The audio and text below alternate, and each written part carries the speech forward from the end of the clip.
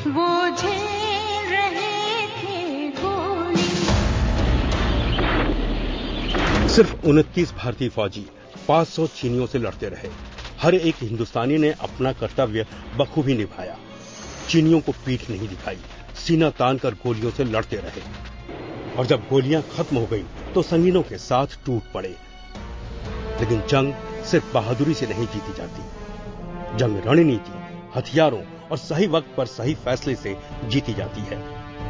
जंग जनरल जीतते हैं और हमारे जनरलों ने तो फौज को हजारों चीनियों के सामने छोड़ दिया था। कुछ इलाकों में भारतीय फौजी पकड़ लिए गए तो कुछ इलाकों में उन्हें मोर्चा छोड़कर पीछे हटने का अपमान झेलना पड़ा। इंडियन आर्मी ट्रूप्स दिलेर तो थे, पर जो है ना, एक वो चाइनीज के सामने लड़ने का जो मन की जो इच्छा कहिए या कुछ भी आप कहिए, वो कुछ थोड़ा कमी हो गई थी। इसलिए कि हमारी पूरी कंट्री की जो लीडरशिप है, जिसमें एक मिलिट्री लीडर भी सीनियर लेवल पर शामिल थी, उसमें कुछ कमी थी। 25 अक्टूबर तक भारत के हौसले पस्त होने लगे थे। जाहिर है पूरे देश में इस हार पर हो रही किरकिरी से विचलित नेहरू ने मेनन को हटाकर रक्षा मंत्रालय खुद अपने जिम्मे ले लिया। उधर चीन के प्रधानमंत्री झाओ एनलाई ने पंडित नेहरू को खत लिखकर सशस्त्र युद्ध विराम की पेशकश की। शर्मनाक हार के बाद नेहरू के लिए और झुकना मुमकिन नहीं था। अमेरिका और ब्रिटेन से मदद मांगी गई, लेकिन क्यूबा संकट के चलते रूस और अमेरिका में ही पहले ही टकराव की आशंका थी। सो भारत को थोड़ी मदद मिली, लेकिन काफी देर से। लड़ाई के 3 हफ्ते बीत चुके थे। चीन ने फिर हमला तेज कर दिया, लेकिन लद्दाख क्षेत्र में इस बार भारतीय सेना ने तैयारी कर रखी थी। चुशुंग के दोनों तरफ गुरुंग हिल्स और रेजंगला पर भारतीय सेना तैनात थी। दोनों पर चीन ने जैसे अपना पूरा तोपखाना झोंक दिया। वो किसी भी कीमत पर गुरुंग हिल्स पर कब्जा करना चाहते थे। चीनी सैनिक लहरों की तरह आगे बढ़ रहे थे। भारतीय सेना की गोलियां खत्म हो गई, लेकिन चीनी सेना का बढ़ना नहीं थमा। आर्टिलरी बहुत कम, एक ब्रिगेड बैटरी थी, वो भी जैसे रजंगला है, वहां पर हमारे शेल्स पहुंच नहीं सकते थे क्योंकि उनकी हाइट इतनी ज्यादा थी। और इसके अलावा हेवी मॉर्टर्स के ट्रूप थे और टैंक्स के भी 2 ट्रूप थे, AMX टैंक्स, वो आए हुए थे। मशीन गन थोड़ी बहुत थी, मतलब जितना ब्रिगेड को अच्छी तरह डिफेंस में होना चाहिए उतना तो वहां नहीं था। अब चीनियों का सारा ध्यान रेजांगला पर था, जिसकी रक्षा का जिम्मा 13 कुमायूं के मेजर शैतान सिंह और उनके साथियों पर था। जांगला में जो कंपनी थी हमारी, उनके पास न तो आर्टिलरी सपोर्ट था कोई, न वो कोई माइन थी। जो बंकर बने हुए थे वो संघर्ष टाइप के थे। संघर्ष माने एक के पत्थर एक के ऊपर रख के रख के बने हुए थे, ताकि बड़े कमजोर, अगर एक ठोकर आई तो गिर जाए। समय बहुत कम था, पानी था नहीं।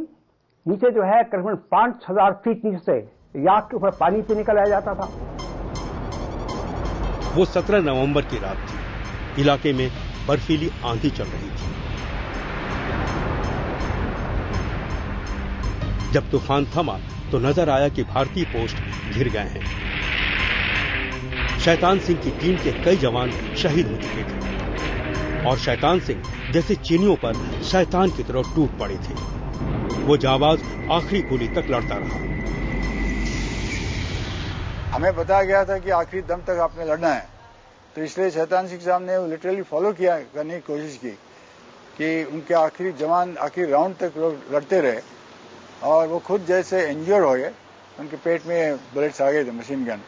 तब वो उनके साथी जो थे, कुछ जवान जो इंजर्ड थे वापस आ सके।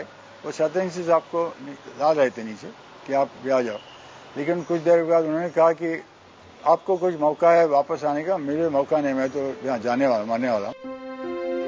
मेजर शैतान सिंह को मरणोपरांत परमवीर चक्र दिया गया। उनके साथियों में से 8 को वीर चक्र और 4 को सेना मेडल से नवाजा गया। When I was there, he died, and then I came back, and finally When the camera crews were taken a couple of months later, they recorded this complete battle because everything was frozen in time. And that frozen battle showed how each man fought till the last round. इनके पहले हाथ में बाजू में लग गई थी गोली और फिर पेट में लग गई थी, तो वो सब आंतरें बाहर आ गई थी। फिर ऊँट पर उन्होंने कोई स्कार्फ या कुछ बांध के और उसको करके, तो थोड़ा सा उनके दो जवान बचे थे, वो उनको नीचे लाने की कोशिश कर रहे थे। तब उन्होंने कहा कि नहीं, मेरे को यहीं छोड़ दो, मेरे को शस्त्र पकड़ा दो और तुम लोग जाओ, नहीं तो कह देंगे भाई सभी खत्म हो गया, कोई इतिहास सुनाने वाला भी नहीं। इतना बड़ा शरीफ मैंने अभी तक देखा नहीं। मैं इमोशनल हूँ।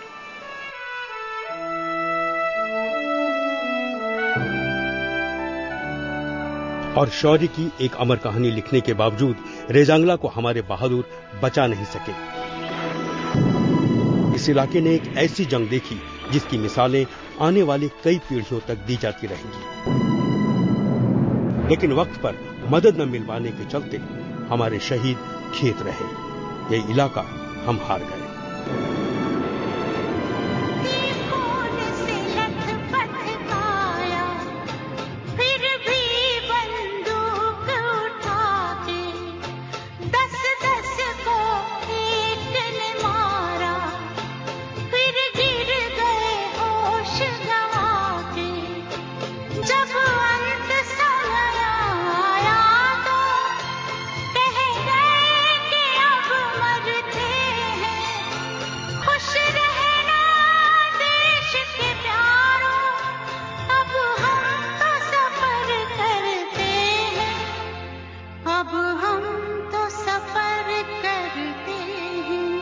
जो मैंने वहां पर जाके देखा, तकरीबन सारे जवान अपने अपने मोर्चे में ही मारे गए, मोर्चा के यानी संगड़ के पीछे।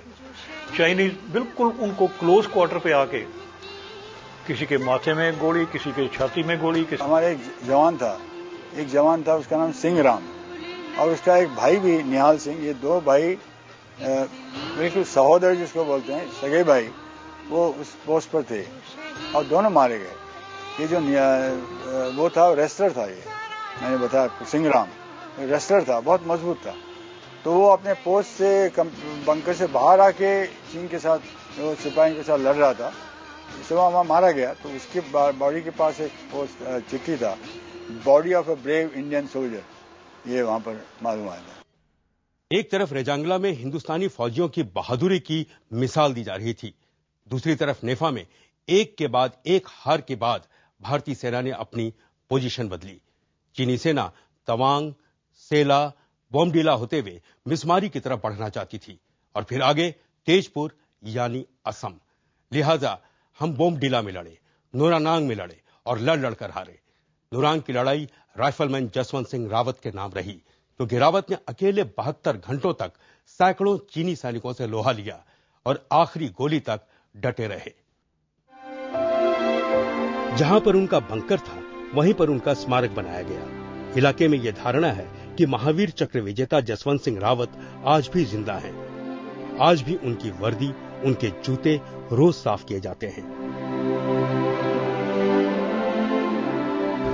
चीनी इस कोशिश में थे कि भारतीय सैनिकों को बीच में ही घेर कर रखें, ताकि वो पीछे जाकर अपनी रक्षा पंक्ति को मजबूत न कर सकें।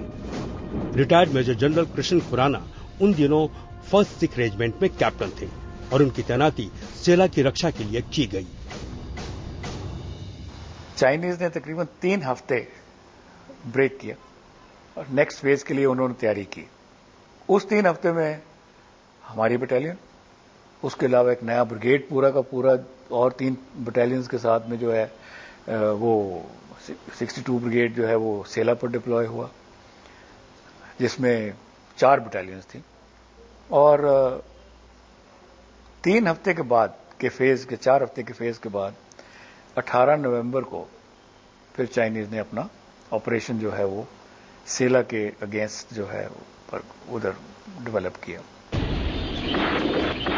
सेला पास में घमासान लड़ाई हुई, लेकिन एक बार फिर भारतीय सैनिकों को पीछे हटने का हुक्म मिला। दुश्मन भारतीय सैनिकों को 3 तरफ से घेर चुका था और उनके पीछे हटने के रास्ते पर भी कब्जा करने की फिराक में था। अब चीनियों को दिरोंग जोंग तक बढ़ने का मौका मिल गया। चीनी 18 नवंबर तक बोमडीला तक पहुंच गए और 20 नवंबर को 3 बजते बजते चीनी सेना ने चाकू पर भी कब्जा कर लिया। अब तेजपुर दूर नहीं था। तेजपुर में बदहवासी का माहौल था। लोग रातों रात घर बार छोड़कर भागने लगे। देश कमजोर हो रहा था, हार से मनोबल टूट रहा था। उसी दिन नेहरू ने राष्ट्र को संबोधित किया और माना कि चीनी सेना से भारत को जबरदस्त हार मिली है और चीनी सेना अब असम की तरफ कूच कर रही है।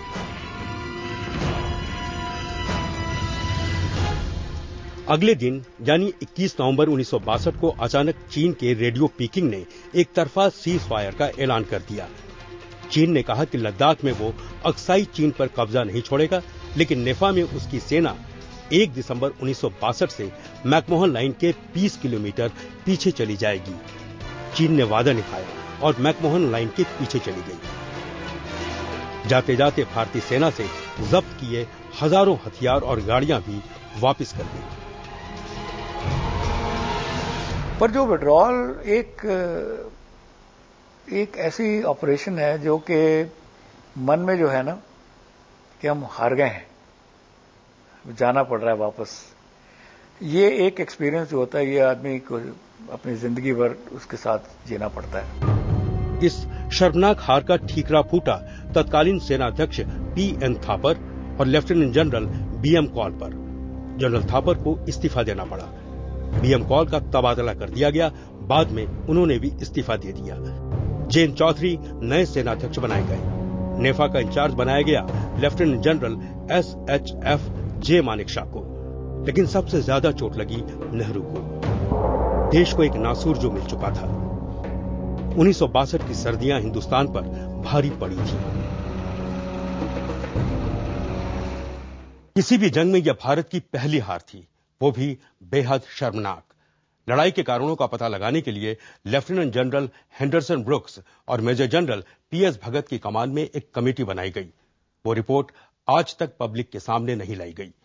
ये लड़ाई आखिर क्यों लड़ी गई, किसने शुरुआत की, हम क्यों हारे, और सबसे बड़ा सवाल ये कि इस हार के लिए जिम्मेदार कौन था। असल में दोष जो है वो पॉलिटिकल मास्टर्स का था। उन्होंने आर्मी को लड़ाई की आग में झोंक दिया विदाउट नोइंग और विदाउट इवन असर्टेनिंग कि भाई तैयारी है कि नहीं तैयारी। कई लोगों ने इतिहास की इस अपमानजनक दौर पर कलमें तोड़ी, किताबें लिखी। ये जंग लड़ने वाले, ये जंग भुगतने वाले कई फौजियों ने अपनी किताबों में साफ माना कि भारत की सेना ऐसी लड़ाई के लिए तैयार ही नहीं थी और लड़ाई छिड़ने के बाद सेना भ्रम की शिकार थी। उस वक्त चाहिए था एक कुशल कमांड, लेकिन वो भी नसीब न हुआ। गलती या फेलियर हम कह सकते हैं, वो थी हमारी